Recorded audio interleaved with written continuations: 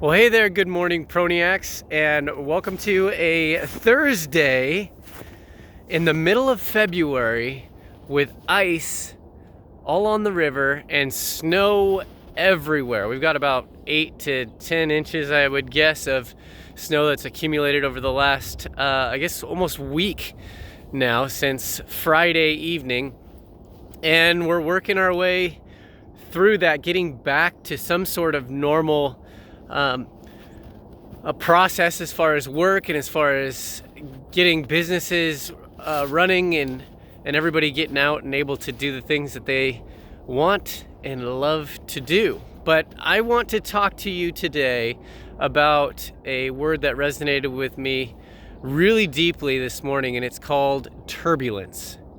And the reason I want to talk to you about turbulence, or talk to us, because I talk to myself mostly about turbulence, is that in turbulent times, or when turbulence happens, meaning that there's a lot of outside pressure or outside environmental situations going on around you that are affecting how you are, how you're moving along, how you're living life.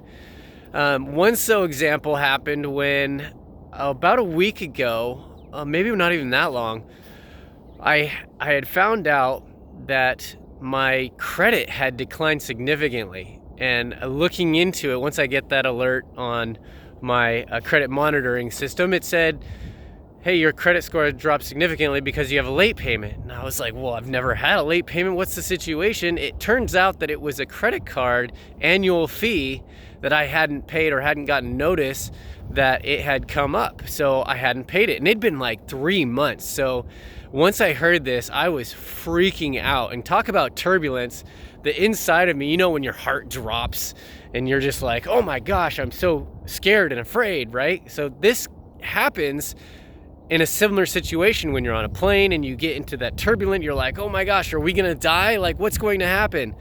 But those who are calm through the turbulence will get through it a whole lot better and be in a better place afterwards than those who take reactive, ridiculous action, screaming, yelling, running around and doing things that they shouldn't, instead of just being calm and buckling, staying tight, and working your way through it. So what I'd done is I did that and just looked into it and saw what was happening, was aware of the situation.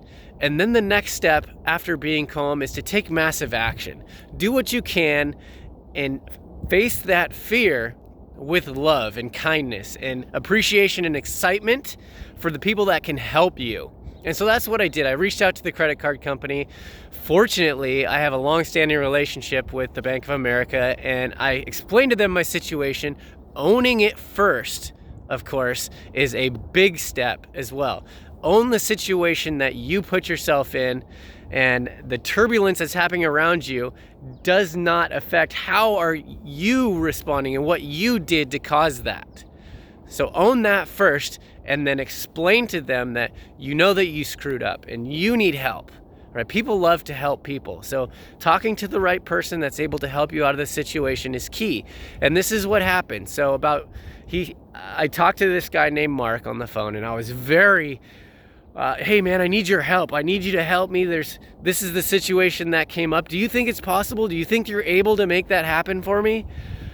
And I explained to him why it was so important, because I have a big house purchase coming up, and dropping my score could cost me this house. And if it doesn't cost me the entire house, at least several $1,000s because of the rate that I'll have to take on rather than having a good credit score. So he was very acceptable to my plea for his help and helped me out and said, I'll submit the work order and I'll tell you, I'm going to help you out and see what I can do. And so he did. And 2 days later, I got a notice from that same credit monitoring system that the late payment had been removed.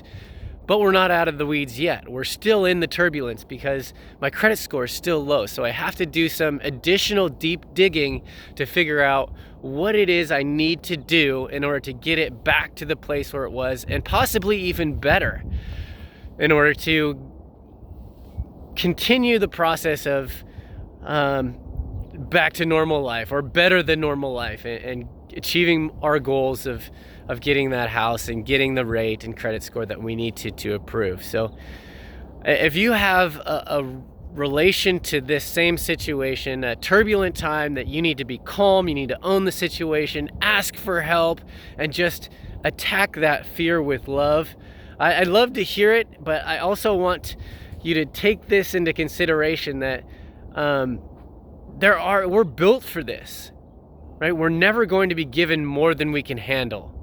And I've heard that in the Bible, and my spiritual belief is that that's true. And the pronoia in itself is that the world and the universe is acting in your favor. The world may cause you turbulent times. The environment may put pressure on you and put you in a place where you're so full of fear that you don't know where to turn and what to do.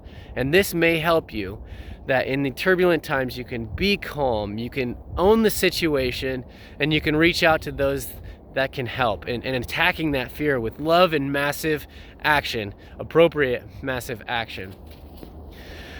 Oh man, so, and moving forward with that, it's just, you feel so much better, and being helped, and being able to know that when others ask to you for help, that you've been in the situation before, and that you're more than willing to reach out and lend a hand as well. So attacking that fear with love, taking massive action, getting through the process, and enjoying life again.